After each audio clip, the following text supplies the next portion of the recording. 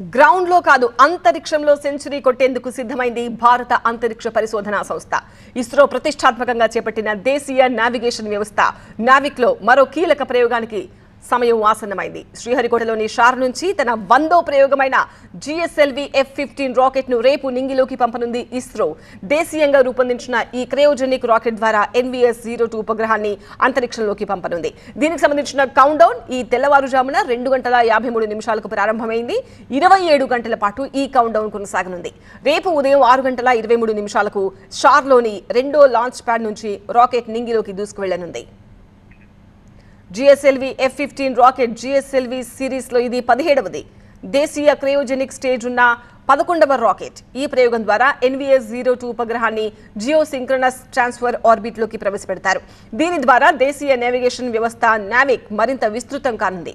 ఈ ఉపగ్రహం second generation satellite కాగా NVS-01 ఉపగ్రహాన్ని 29 మే 2023న ఇస్రో నింగిలోకి పంపింది. ఈ NVS-02 ఉపగ్రహం ఈ సిరీస్లో రెండో ఉపగ్రహం. ఇందులో L1, L5, S బ్యాండ్లలో నావిగేషన్ పేలోడ్లతో పాటు C బ్యాండ్ రేజింగ్ పేలోడ్స్ ఉంటాయి. నేవిక్ అనేది భారతదేశ స్వతంత్ర ప్రాంతీయ నేవిగేషన్ ఉపగ్రహ వ్యవస్థ. అమెరికాకు చెందిన GPS కు ఇది ప్రత్యామ్నాయం.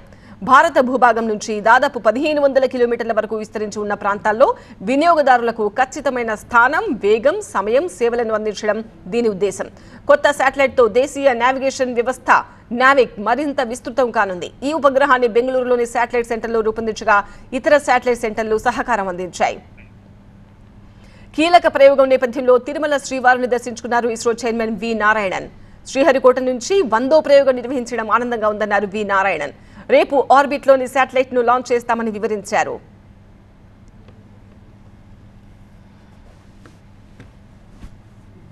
GSLV F-15 vehicle is going to place the second generation navigation satellite NVS-02 for the purpose of navigation in the geotransfer orbit.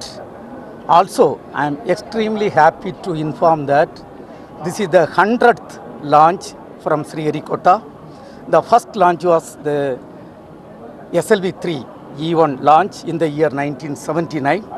From that, we have come a long way. We have developed 6 generations of launch vehicles, and till now, we have accomplished 99 launch vehicle missions. And tomorrow morning, we are going to successfully accomplish the 100th launch vehicle mission from Sriharikota.